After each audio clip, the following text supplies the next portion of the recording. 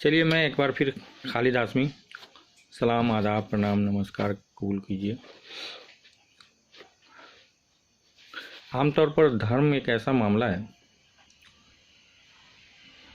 जिसमें पॉलिटिशियन को छोड़कर लोग उलझना नहीं चाहते हैं।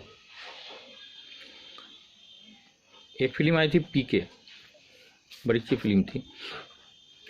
मैं क्या बताऊं आपको, कई बार मैंने देखा, सैकड़ों बार मैंने उस फिल्म को देखा है।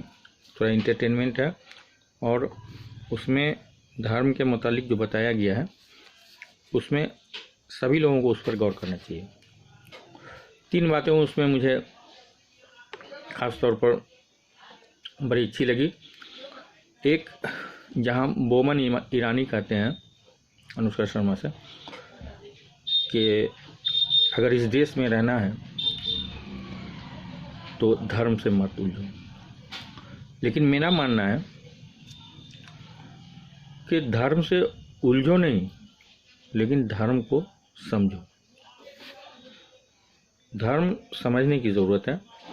आपका अपना जो भी धर्म है, आप जिस धर्म को मानते हो, आप हिंदू हैं, सनातन धर्म को मानते हैं, मुसलमान हैं, इस्लाम धर्म को मानते हैं, जैन को मानते हैं, बुद्ध को मानते हैं, ईसाई खुद एक धर्म है। तो गलतफहमी यहीं पैदा होती है जब हम अपने आप को श्रेष्ठ, अपने धर्म को श्रेष्ठ और दूसरे को अपने से कमतर समझने की कोशिश करते हैं। जबकि जो सबसे बुनियादी चीज़ है कि धर्म के मामले में भी जहाँ हम निवास करते हैं, जिस देश में निवास करते हैं, उस देश के कल्चर के हिसाब से, आबादी के हिसाब से धर्म को समझना ज़रूरी है। आप जाएंगे, बहुत से इस्लामिक कंट्री है तो वहाँ बहुसंख्यक आबादी 90% एबव इस्लाम धर्म की मानने वाले हैं लोग हैं। तो वहाँ उनको कोई मतलब नहीं कि दूसरे धर्म के लोग 5-10% दूसरे धर्म के लोग हैं, उनको कोई फ़र्क नहीं पड़ता होगा। या फिर पाकिस्तान है, बांग्लादेश है, इस्लामिक कंट्री है, चीन है जहाँ बौद्ध धर्म है, वो लोग अपने धर्म पर ज़्यादा विश्वास करते हैं। जापान में, थाईलैंड में जहाँ बुद्ध लोग हैं, श्रीलंका में, या फिर जहाँ अंग्रेज़ी लोग हैं, ईसाई जहाँ ज़्यादा हैं, तो वो वहाँ ये जो धर्म वाला मामला है, सारे धर्म को समझने का उतना गंभीर नहीं है जितना अपने यहाँ। अपने यहाँ क्या है, भारत में क्या है कि सभी धर्म के मानने वाले लोग हैं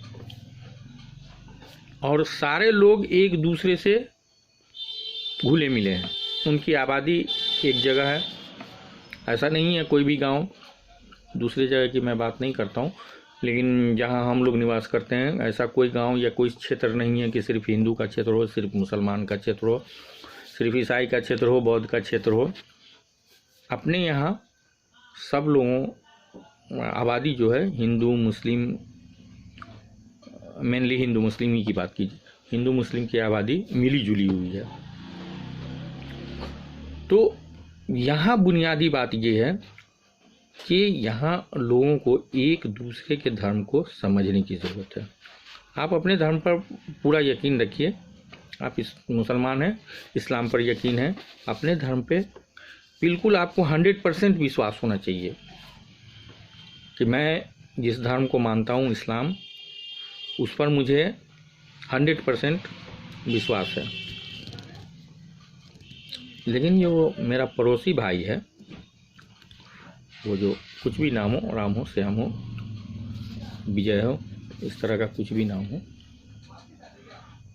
तो मुझे ये भी ध्यान रखना है कि जिस तरह से मेरा धर्म मेरे लिए बहुत अच्छा है, उसी तरह से उसका धर्म भी उसके लिए बहुत अच्छा है।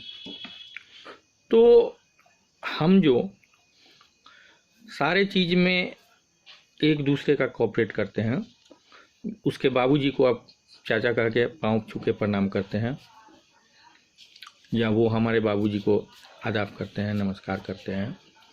जो इज्जत देते हैं, जितना हम देते हैं उतना वो भी देते हैं, हमारे परिवार को देते हैं, हमारे समाज को देते हैं, हम उनके परिवार को, समाज को देते हैं।